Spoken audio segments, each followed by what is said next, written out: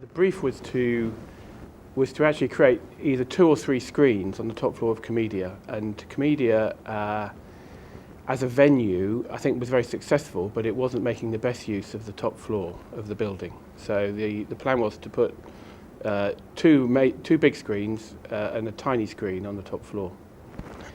When we started, we decided that actually the third screen was going to be so small it wouldn't work, so we put a little bar up here.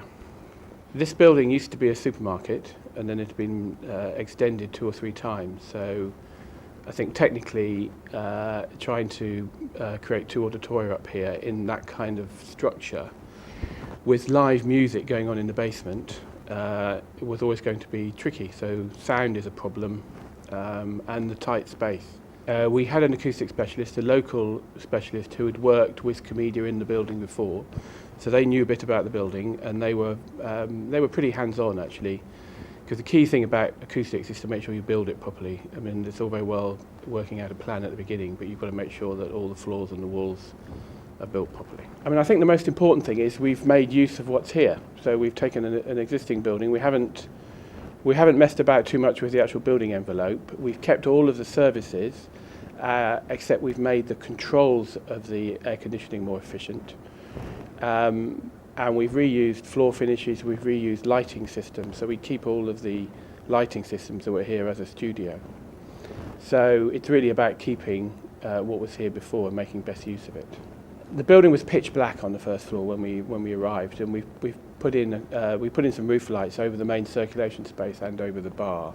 So we've got some natural light in the middle, and actually on sunny days it's pretty bright up here.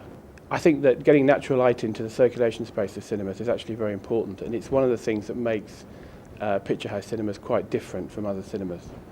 And we try and make all of our buildings individual and tailored for the needs of the community or the client or whatever the key parts of the brief are. So they're very different generally.